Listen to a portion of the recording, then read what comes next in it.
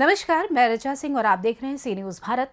वक्त हो चुका है न्यूज बुलेटिन का। इस बुलेटिन में आज हम बात करेंगे बिहार के पश्चिम चंपारण की, जहां करंट की चपेट में आने से हुई व्यक्ति की मौत। आगे चर्चा करेंगे बुलंदशहर की, जहां के खुर्जा में जमीनी विवाद के चलते चले लाठी डंडे और गोलियां। साथ ही बात होगी एटा की, जहां अवागढ़ में भजनपुरा स्थित अवागढ़ पब्लिक स्कूल में महिला हेल्पलाइन नंबर के बारे में दी गई जानकारी। और भी तमाम खबरों पर आइए करते हैं विस्तार से चर्चा। बगहा वार्ड नंबर 28 अहिरानी टोला के रहने वाले देवेंद्र यादव ट्रैक्टर और ट्रॉली का कुछ काम कर रहे थे। करंट का अर्थिंग ट्रॉली में आ गया और ये बिजली की चपेट में आ गए।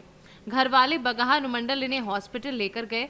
वहीं हॉस्पिटल के सारे डॉक्टर तुरंत उनके उपचार में लग गए और वहीं पर उनकी मृत्यु हो गई। उसके बाद प्रशासन ने पोस्टमार्टम के लिए उनके शव को भेज दिया। इससे मृतक के घर वालों का रो रो कर बुरा हाल है। घटना अहिरानी घर और ससुरारी में 10-12 वर्ष रहत रहने अपने टाली लगल रहा आ गने टाली जोड़े खतरा तब तक नांगा तार को अर्थिंग रहा हो तो टाली में सट को मर गई। मतलब ये घर ही मौत हो गया है। हाँ, वहीं पर मौत। इनका नाम क्या है? देवेंद्र यादव। कहाँ का रहने वाले हैं? अहिरानी टोला निवासी। आप उनका कौन है? उनके चाचा हैं। बेतिया से सी न्यूज संवाददाता मनोज श्रीवास्तव की रिपोर्ट। बुलंदशहर खुर्जा में जमीनी विवाद के चलते चले लाठी डंडे और गोलियां। मौके पर पहुंची पुलिस ने 2 लोगों को हिरासत में लिया है। जमीन के विवाद में फायरिंग करते हुए सोशल मीडिया पर वीडियो वायरल हो रहा है। पीड़ित ने खुर्जा कोतवाली नगर में तहरीर देकर न्याय की गुहार लगाई है। मामला बुलंदशहर के कोतवाली खुर्जा नगर सौदा हबीबपुर गाँव का बताया जा रहा है। क्या नाम है आपका? कहाँ से आए हो? मेरा नाम अर्जुन है, मैं गांव सौंदे का निवासी हूँ। क्या शिकायत लेकर आए हो? मेरी शिकायत ये है कि मुझ पे मेरे ताऊ के लड़कों ने सुबह गोली चलाई है और मुझे जान से मारने की धमकी देकर गए हैं। क्या वजह रही? वजह ये थी कि वो 2 दिन पहले आए थे कि हमें ज़मीन चाहिए, किसी कोई उनका रेलवे का काम होगा उसके लिए। हमने कर दी उनसे मना कि हम पे यही ज़मीन है, हम इसमें अपनी खेती कर रहे हैं। लेकिन उन्होंने बोला कि हमें दे दो, हम तुमको पैसे दे देंगे। हमने क्लियर मना कर दी उनसे कि हम तुम्हें अपनी ज़मीन नहीं देंगे। तो उन्होंने सीधे धमकी दी, ठीक है तो अब हम अपने आप ले लेंगे अपने तरीके से। क्या हुआ? अब ये हुआ कि कल शाम आए हमारे घर पे, मैं घर पे था नहीं, मेरा छोटा भाई था, मेरी वाइफ थी।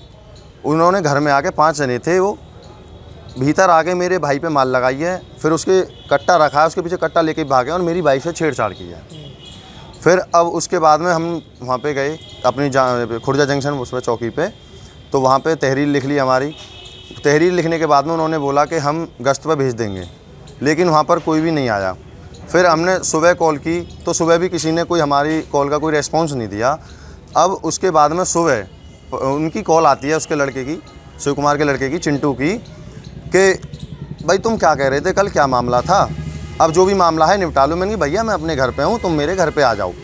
वो क्या हुआ है सुबह से? अब सुबह ये हुआ है कि घर पे आके उन्होंने तमंचे, सबके हाथ में थे, सबके हाथ में तमंचे थे, उन्होंने तमंचे से फायरिंग की है, गोली सीधे गोली मारी है।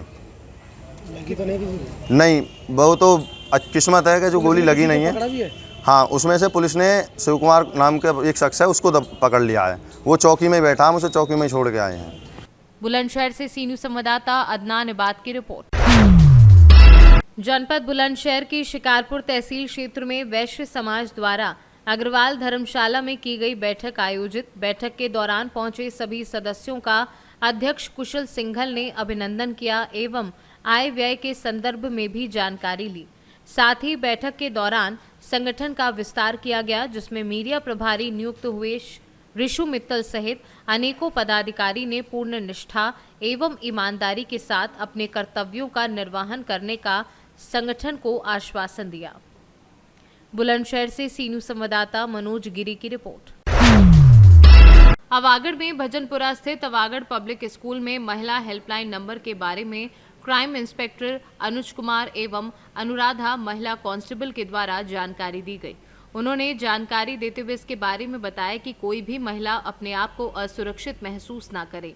उनकी सुरक्षा और सहायता के लिए सरकार के द्वारा विभिन्न नंबर उपलब्ध कराए गए हैं, जिस पर कोई भी महिला अपनी शिकायत अथवा सहायता के लिए कॉल कर सकती है। इस अवसर पर स्कूल की मैनेजर डॉक्टर संजीव कुमार वाशने ने कहा कि महिला के लिए ये भारत सरकार द्वारा बहुत अच्छी और सुरक्षित योजना है, जिसमें कोई महिला अब अपने को असुरक्षित महसूस नहीं कर सकती। स्कूल के निदेशक सजल वाशने और स्कूल के प्रधानाचार्य LK रावत ने कहा कि हम किसी भी नंबर पर कोई भी शिकायत करते हैं तो उसका नाम गोपनीय रखा जाएगा। इस अवसर पर पंकज यादव, भारती दीक्षित, कीर्ति शर्मा, प्रियंका चौहान एवं समस्त स्टाफ मौजूद रहा। एटा से सी न्यूज संवाददाता राघवेंद्र अगरिया की रिपोर्ट। कांग्रेस पार्टी के नेता मुकेश नायक ने आज पन्ना कलेक्ट्रेट पहुंचकर अपना नामांकन दाखिल किया है। मुकेश नायक ने इस दौरान कहा कि जब मैं क्षेत्र में जाता हूं तो अपार जन समर्थन मिलता है। भारतीय जनता पार्टी के दौरान हुए भ्रष्टाचार और अनियमितताओं के कारण लोग नाराज हैं और इस बार कांग्रेस जीतेगी और प्रदेश में सत्ता परिवर्तन के साथ मुख्यमंत्री कमलनाथ बनेंगे। आपको बता दें कि नामांकन के अंतिम दिन सबसे पहले मुकेश नायक ही नामांकन दाखिल करने पहुंचे थे। पूर्व मंत्री मुकेश नायक पिछली बार प्रहलाद लोधी से हार गए थे। इस बार वह सभी को एक लेकर चल रहे हैं और इस बार उनका फिर से प्रहलाद लोधी से ही मुकाबला होगा। जो निर्वाचन आयोग की आचार संहिता है उस नियम के अंतर्गत ही चुनाव लड़ा जाएगा। 18 साल के कुशासन का अंत हो रहा है और एक नए वातावरण का उदय हो रहा है जिसमें समतामूलक समाज, समावेशी राजनीति, सबके प्रति न्याय, समान अवसर और जो आम आदमी के जीवन स्तर को ऊपर उठाने का माननीय कमलनाथ जी ने वायदा किया है, उस राजनीति की शुरुआत इस चुनाव के बाद हो जाएगी। बिखरे पड़े कांग्रेसियों को एकजुट करने का क्या? कांग्रेस एकजुट है, बीजेपी में बिखराव है। आप कृपा पूर्वक मजमा लगा के बीजेपी के नेता एक दूसरे के बारे में और अपनी ही सरकार के बारे में क्या कह रहे हैं जरा आप देख लीजिए। वीडियो फुटेज आपके पास होंगे। क्षेत्रीय संघर्ष समिति के द्वारा टिकट से लेकर अब तक विरोध किया जा रहा है। पूरी क्षेत्रीय समिति एक प्लेटफॉर्म पर है। सारे लोग हमारे साथ फॉर्म भरवाने आए हैं। चूंकि 5 लोगों से ज़्यादा लोग अंदर नहीं आ सकते, इसलिए आप चले हमारे साथ। अभी पूरी क्षेत्रीय समिति के सारे सदस्य हमारे साथ फॉर्म भरवाने आए हैं और ऐसी अभूतपूर्व एकजुटता पवई विधानसभा क्षेत्र में कभी नहीं रही जैसी आज है। मध्य प्रदेश में क्या होने वाला है? मध्य प्रदेश में कांग्रेस की जनोन्मुखी सरकार कमलनाथ जी के नेतृत्व में बनने वाली है, इसमें कोई संदेह नहीं है।